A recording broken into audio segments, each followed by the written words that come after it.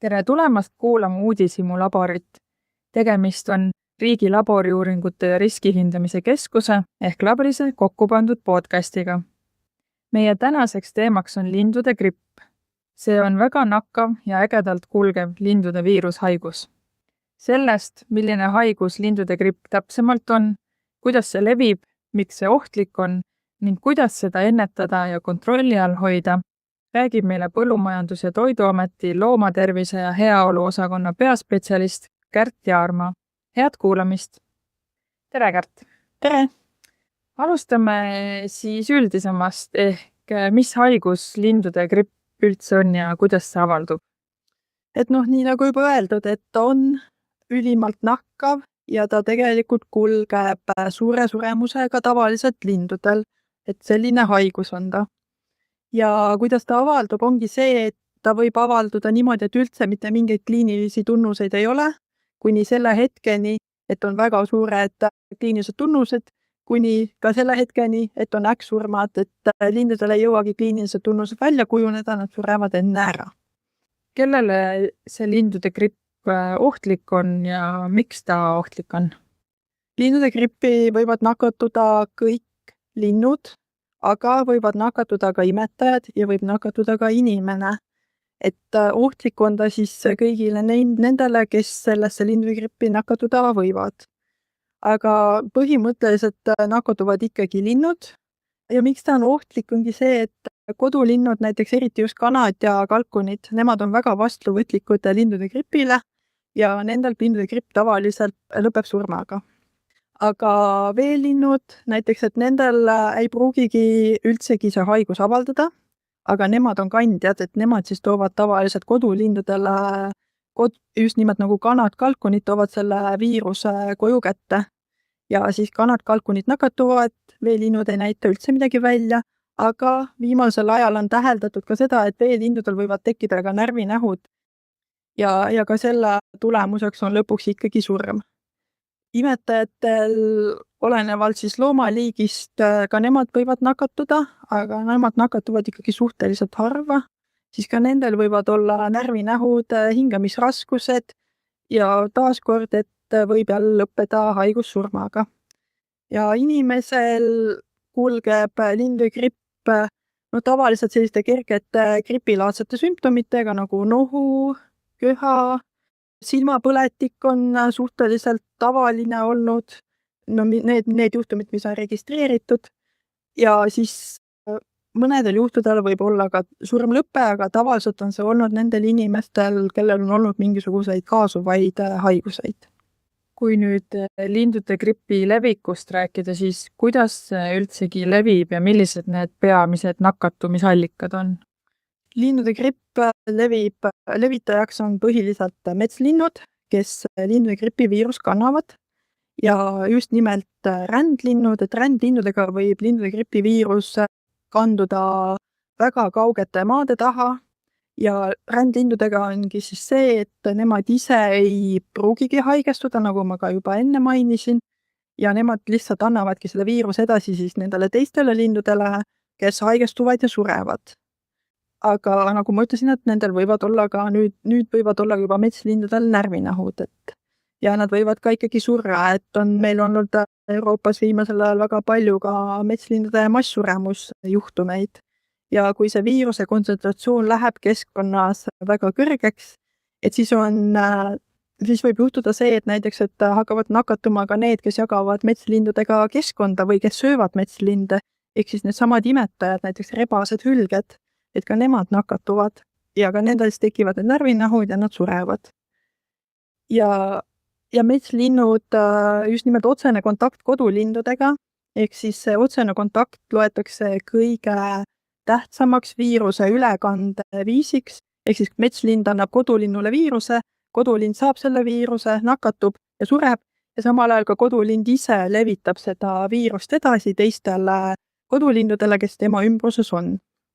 Ja see tavaline levik ongi see otsekontakt, metslind, kes kohtub kodulinnuga ja siis on ka igasugu nende hingamisteede või siis näiteks väljaheidete kaudu võib ka see viirus levida, ehk siis, et on see, et metslind teeb oma väljaheited kuskile, sinna läheb kodulind ja saab selle viiruse, et näiteks mis võib veel juhtuda, on see, et koduveelinnud jagavad näiteks mingit veekogu koos metslindudega. Ütleme, et need metslinnud on seal nakatunud lindude grippi. Nad levitavad seda viirust sinna sellesse tiigivette ja nüüd läheb see koduveelind. Kui on nüüd natukene jahedam ilm, siis see viirus säilib seal päris hästi, päris kaua ja siis see koduveelind on seal tiigi peal, saab sealt selle viiruse, tuleb ilusasti koju, kodus on näiteks ongi kanad, kalkunid, no ta jagab seal seda elukeskkonda ja ta annab selle viiruse edasi kodulindudele. Ja siis muidugi on olemas veel ka kaudne kontakt, ehk siis keegi teine, et näiteks kodulind ei puutu küll metslinnuga kokku, aga kaudse kontakti teel näiteks inimene toob selle viiruse talle koju kätte.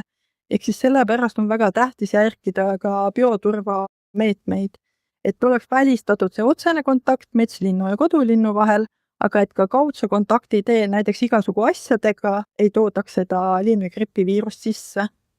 Kui oli juttu ka sellest, et vahepeal võib inimesele samamoodi see linnugripp nakatuda, et kuidas see inimesele jõuab? Inimeseni see jõuab tavaliselt metslindude või siis kodulindudega kokkupuutel. See ongi just nimelt see, et kui kodulindudega elatakse väga tihedalt koos, ehk siis, et seal on see, et ei kasutata kaitsevahendeid, ei järgita hügieenireegleid, et siis võib see lindude gripi viirus nakatada ka inimest ja see tavaliselt inimesed ikkagi nakatuvad kas siis kokkupuutel nakatunud kodulinnuga. USA-s muidugi on erand, sellepärast, et USA-s hakkas lindude gripp nakatama ka piimalehmi. Ja on registreeritud, et piimalehmadega töötavatel inimestel on ka avastatud lindude gripi viirust. Et nendel see on ka kulgenud hästi kerged, nagu ma ütlesingi, silmapõletik, kerged gripilaadsed sümptomid, aga põhimõtteliselt USA-s on hetkel peaaegu et pooleks, et on siis linnufarmi töötajad, kes on juba nakatunud kodulinnudelt saadud viirusega ja siis on veisefarmi töötajad, kes on nakatunud juba nakatunud lehmadelt saadud viirusega, aga ka need on olnud ikkagi sellised väga nõrgad ja neid ei ole palju. Et sellest kuskil aastast 2024 algusest on see kuskil olnud 70 inimese nakatumisjuhtumis on registreeritud. Küll on aga lugu natuke teistmoodi Aasias, kus ilmselt inimesed elavad rohkem koos kodulindadega, et nad jagavad oma eluruumi seal koos nendega ja nagu ma ütlesin, et ei kasuta ka selliseid kaitseriietust, kaitsevahendeid, ehk siis ongi selline mitte kaitstud kokkupuude nende kodulindudega ja siis seal, kui nad saavad selle lindude gripi viiruse, et seal on seda haigestumist on ka olnud rängemaid haigestumisi ja on olnud ka rohkem surma. Et seal võib olla põhjuseks ka see, et seal on aladiagnoosimine, ehk siis inimene, kui tal tekivad lihtsalt kerged gripilaadsed sümptomid, siis ta ei lähe arsti juurde, et ta pöördub seal arsti juurde siis, kui tal on juba väga rasked kliinilised tunnused, ehk siis ta oma raviga enam hakkama ei saa, siis ta pöördub arsti juurde ja siis võib see suremus olla ka päris kõrge. Ja nagu ma ütlesin, et tavaliselt on ikkagi juures ka need kaasuvad haigused inimestel. Natuke sa rääkisid ka juba lindude gripi sümptomitest, aga kirjelda siis täpsemalt, et mis need sümptomid on nii lindudel kui ka loomadel? Et lindudel sümptomid varieeruvad, et lindude gripi sümptomid võivad lindudel olla äkksurmast kuni selleni, et ei ole üldse kliinilisi tunnuseid ja põhimõtteliselt lind ei nakatu, aga on ise viiruse kandja. Äkksurm on tavalistelt kanadel ja kalkunitel, kes miskipärast on lindude gripi viirusele väga vastuvõtlikud ja nemad võivad enne ära surra, kui neil jõuavad üldsegi kliinilised tunnused välja kujuneda. Muidu kanadel tüüpilisteks sümptomiteks on ka sinakas hari, peapiirkonna turse, aga võivad olla veel ka koduveelindudel, kellel tavaliselt kliinilisi tunnuseid ei teki, aga nendel võivad tekkida, et kui neil tekivad, siis neil tavaliselt on närvinähud. Närvinähtudeks ongi selline, et kas see kael on kuidagi kõver, et ei suuda oma pead hoida normaalselt või siis on see ringliikumine ehk siis sundliikumine, tavaliselt ringliikumine ja kui nad on siis kuskil veekogu peal, siis nad lihtsalt ujuvad ringiratas kogu aeg. Imetajatest nakatuvad rohkem just nimelt lihasööjad loomad, sellepärast et nemad, kui nad söövad nakatunud metslinde, siis nad võivad nakatuda lindude grippi ja nendel tavaliselt tekivad siis närvinähud, hingamisraskused. Et nendeks loomadeks on näiteks rebane, on üks tüüpilisemaid, kes nakatub, seda arvatakse sellepärast, et tema leviala maailmas on väga suur ja tavaliselt on leitud ka linnugripi juhtumeid metslindudes nendes piirkondades, kus praegu siis ka rebane elab ja kuna rebane toitub just nimelt metslindudest, kas siis üritab neid kätte saada või siis juba surnud metslindudest, ehk siis sellepärast arvatakse, et tema on hetkel kõige rohkem diagnoositud just nimelt leitud lindude gripiviirust temal. Aga teine on hülged näiteks, ehk siis mereimetajad, kes samuti võivad nakatada lindude grippi ja just nimelt sellepärast, et nemad jagavad oma elukeskkonda metslindudega, kes nakatuvad lindude grippi ja kui seal see linnugripi viiruse kontsentratsioon läheb liiga kõrgeks, et siis seetõttu ka mereimetajad võivad viirusesse nakatuda. Ja neid suremusi on ka ikkagi väga palju ja ka seal kirjeldatakse närvinähtusid mereimetajatel.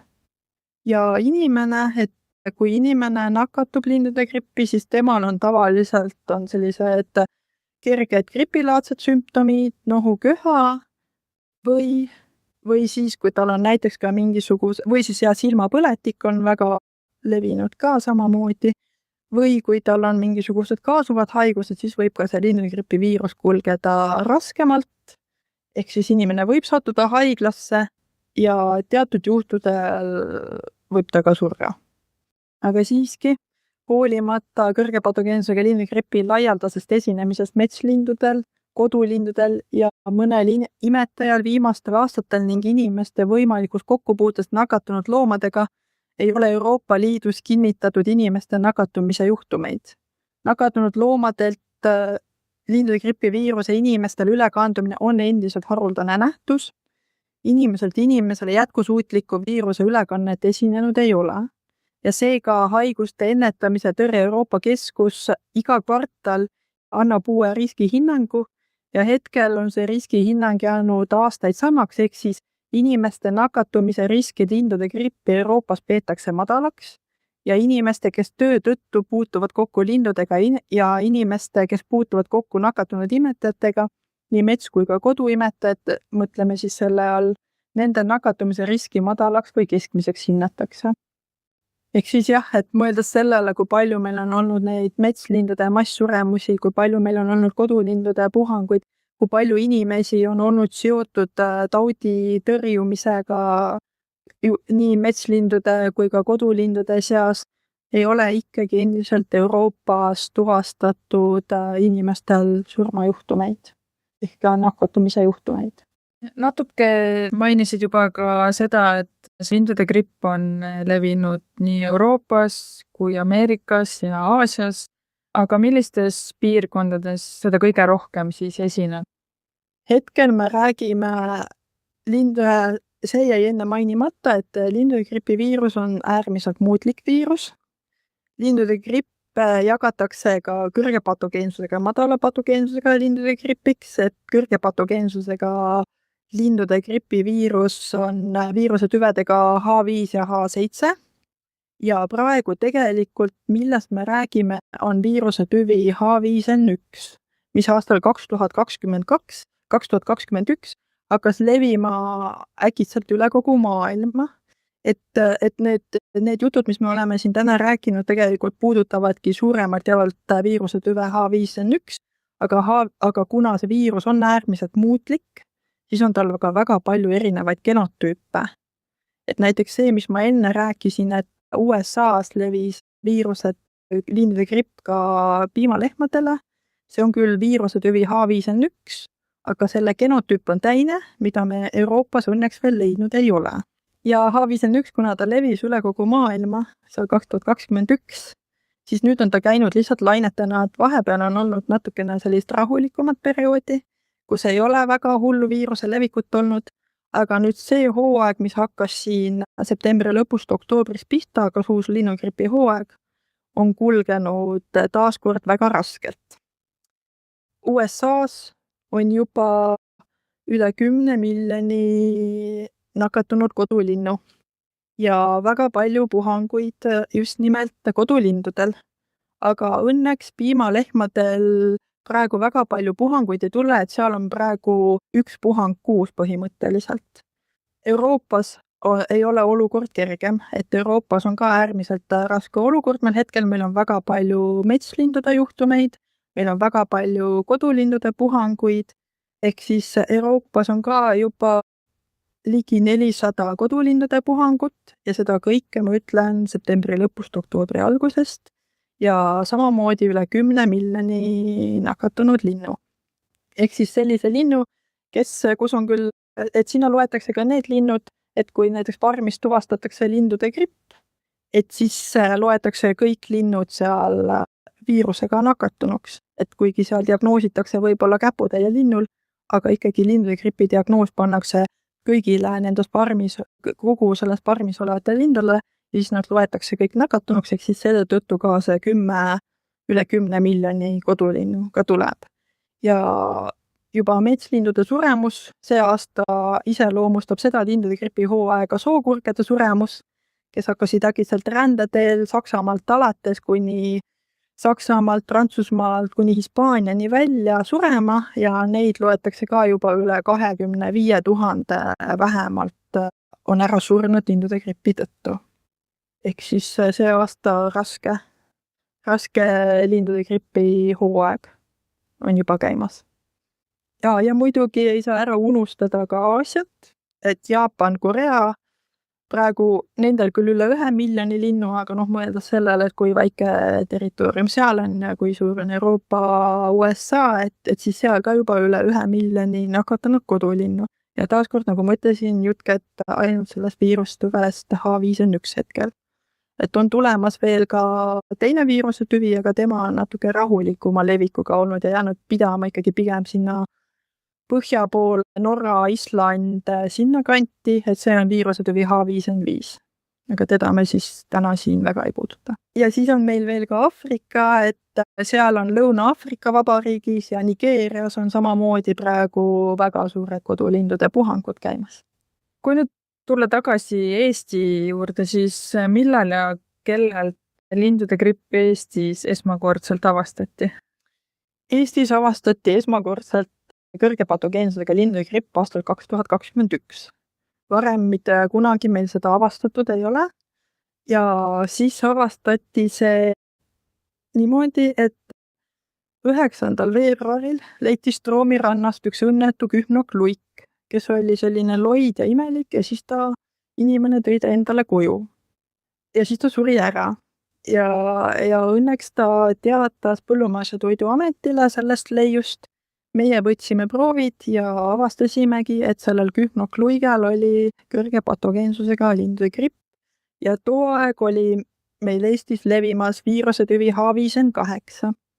Et H5N8 oligi see viirusetüvi, mille me kohe aasta alguses avastasime ja juunikuust asendus see H5N8 viirusetüvi H5N1-ga, et vahepeal nad eksisteerisid koos, aga siis H5N1 ikkagi võttis üle.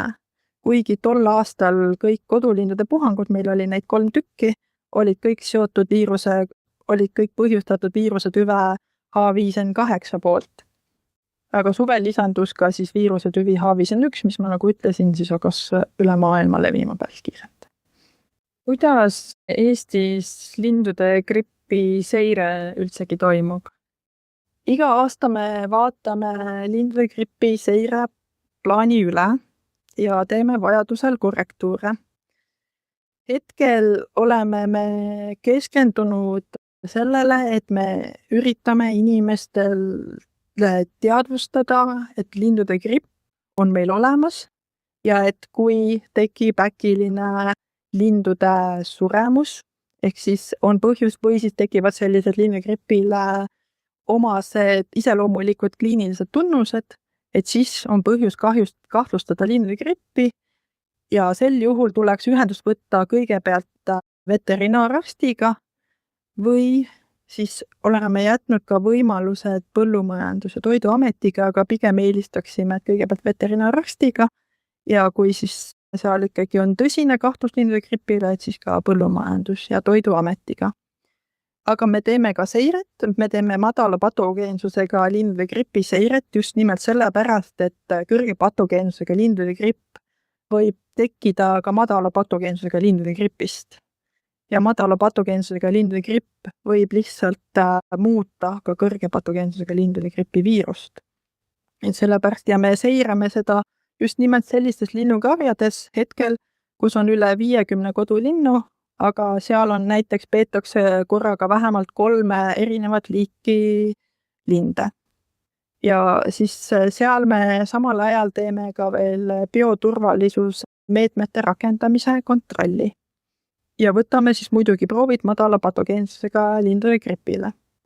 Samamoodi me seirame ka metslindudel lindude grippi, et palumegi teavitada surnuna leitud metslindudelt, kellelt me saaksime siis proovid võtta ja siis samamoodi oleks see ka seiresse kaasatud. Ning labris viib läbi metslindude aktiivse seire, just nimelt siis, kui on küttimishooaeg, siis võeti ka kütitult metslindudelt proove just nimelt lindude gripi seire raames, sest nagu ma ütlesin, osad metslinnud on lihtsalt viiruse kandjad, nad ise ei pruugi nakatuda, ehk siis välisel vaatlusel me ei saa aru, et see lind võib olla lindude gripis, aga ta võib olla lihtsalt lindude gripi viiruse levitaja ja annab selle viiruse edasi teistele lindudele. Ja siis me seirame ka imetajaid, et kuna ma ütlesin, et ka nüüd võivad imetajad nakatada lindude grippi, siis me seirame imetajaid. Aastal 2021 me leidsime Hiiumaalt rebasel kõrge patogeensusega lindude gripi viiruse tüvega H5N1 ja me seirame veel ka siis, kui meil peaks tekkima kodulindude puhangud sellises kohas, kus peetakse ka imetajaid, näiteks lemmikloomadena või siis põllumajandusloomadena, et siis me võtame ka neilt seiretarvisproovid, sest et päris palju on olnud juhtumeid mujal Euroopas, kus on olnud kodulindude puhang, aga näiteks seal peetakse ka kasse ja ka kassid on nakatunud lindude grippi. Ja samamoodi Ühendkuningriigis oli kodulindude puhang, seal olid lambad ja testiti ka lambaid ja tuvastati ka nendelt lindude gripp. Et sellepärast siis seirame ka nüüd sel juhul, kui tekib kodulindude puhang ja seal on imetajad juures, et siis uurime ka neilt igaks juhuks, võtame ka neilt igaks juhuks lindude gripi proovi. Ja ei unusta ära ka seda, et tõesti nii nagu see rebanegi, et kui on ikkagi kahtluselt käituv metsloom, et eriti just, kui ta on see karnivoor, et siis me uurime temalt näiteks marutaudi, ja ka koerte katku, ja siis ei unusta ära ka seda, et uurime ka lindude grippi igaks juhuks. Kui rääkida lindude gripi ohjamisest, siis kas ja kuidas seda teha saab? Lindude grippi saab ohjata just nimelt väga tähtis on varajane lindude gripi avastamine. Et see on sellepärast vajalik, et seda viirust ei tekiks seal juurde, vaid et me saaksime võimalikult varakult sellele gripipuhangu ära lõpetatud. Et muidu, kui me seda hilja avastame, siis see võib olla see viirus sealt juba laiali kantud või siis ongi see, et seda viirust tekib seal järjest seal keskkonnas juurde ja lihtsalt see viiruse kontsentratsioon läheb järjest kõrgemaks. Et see on tähtis ka sel puhul, et kui näiteks me tuvastame, et meil on metslindude masssuremus ja et need metslinnud on surnud lindude grippi, siis tegelikult peaks ka need korrused loodusest eemaldama just nimelt sellepärast, et seda viiruse kontsentratsiooni looduses vähendada ja seda viiruse levikut piirata. Et sellepärast ka, kui tuvastatakse kodulindudel lindude gripi viirus, siis kõik need vormis olevad või ühesõnaga jah, selles pidamiskohas olevad linnud hukatakse just nimelt sellepärast, et vältida seda viiruse edasist levikut ja muidugi pärast puhastatakse, desinfitseeritakse. Et kui me tuvastame lindude gripiviiruse imetajatel, keda peetakse kas siis põllumajandusloomadena või nii siis lemmikloomadena, et neid me ei hukka, aga nendel võivad vahepeal olla sellised kliinilised tunnused, et neile tuleb teostada eutanaasia, sest et nende edasine elu ei ole enam võimalik või siis nad surevad lihtsalt ise ära. Aga jah, näiteks USA-s piimalehmadel, kui tuvastatakse lindude gripp, siis nemad põevad seda väga kergelt, et nendel on väga kerged nähud, nendel on tavaliselt piimatoodangu langus, kõhulahtisus, võib olla ka selline nohuköha, aga nad üldjuhul ikkagi tervenevad sellest ja piimalehmi ei hukata. Küll aga piimalehmade piim on osutunud väga suureks nakkusallikaks, mille tõttu näiteks toorpiima tarbimisel on surnud ära päris mitu kassi. Ja on surnud ka hiiri, et kuna nende imetajate liikide arv ka järjest suureneb, kes lindude grippi võivad nakatuda, et siis just nimelt ka piimaga on toimunud see ülekanne, viiruse ülekanne ja need imetajad on nakatunud ja surnud sellesse, et siis USA-s tegelikult hetkel toorpiima tarvitada ei soovitata ei inimestel ega ka loomadel, aga pastöriseerimine õnneks hävitab selle viiruse väga kiirelt, et pastöriseeritud piima tarbimine on täiesti ohutu. Aga et see lindude gripiviirus üldsegi ei jõuaks kodulindudeni, siis peavad linnupidajad väga rakendama bioturvameetmeid ja rakendama neid õigesti ja rakendama kõiki asjakohaseid bioturvameetmeid. Et sellepärast oleme me nüüd ka siin novembri lõpus teinud linnupidajatele infotunde, et kuidas seda teha. Kui nüüd seda lindude gripi teemat kokku võtta, siis mida saaksime meie ise ära teha, et lindude gripi levikut piirata? Et mida inimesed saavad ise ära teha, ongi see, et me ikkagi Põllumajandus- ja Toiduamet palub teavitada surnuna leitud metslindudest, just eriti kui leitaks surnuna veelinde nagu haned, luiged. Kindlasti palume teavitada röövlindudest ja kui on hulganisti surnud teist liiki metslinde, et siis palume teavitada veebirakenduse linnugripp.ee kaudu, et seal saab jätta asukoha koordinaadid ja ka pildi, ehk siis see lihtsustab meil lindude leidmist, aga teateid saab jätta ka helistades infotelefonil +372 605 4767 ja rohkem infot on leitav selle kohta ka lindude gripi koduleheküljel, mis on siis Põllumajandus- ja Toiduameti all. Ja kindlasti ei tohi ise linde kokku koguda ja neid kuhugi toimetama hakata, sest sellega võib viiruse levikut suurendada ja ennast tuleb ka kindlasti kaitsta, ehk siis ja ka oma lemmiklooma võiks kaitsta, siis tasub kasutada selliseid ettevaatusabinõusid nagu haigeid, näiteks närvinahtudega ja surnud linde, loomi ning nende väljaheiteid mitte puutuda ja kui on ikkagi väga vaja neid puutuda, siis tuleb kasutada isikukaitsevahendeid nagu ühekordsed kindad, kaitseriietus, mask ning nendes piirkondades, kus oleme tuvastanud metslindudel lindude gripi viiruse või ka imetajatel, et siis seal lemmikloomi, näiteks koeri hoida rihma otsas ja kasse võiks hoida siis nii kaua siseruumides, et nad ei puutuks kokku nakatunud metslindude või siis teiste metsloomadega, kes on samuti nakatunud ning mitte sööta lemmikloomadele lindudelt pärinevat toorest liha. Et see võiks olla ka ettevaatusabinõuna rakendatav. Aitäh sulle, Kärt, et lindude gripi teemat nii põhjalikult ja huvitavalt selgitasid. Ja aitäh ka sulle, kes sa Uudishimu laborit kuulasid. Loodan, et said tänase teemaga seoses nii mõndagi uut teada.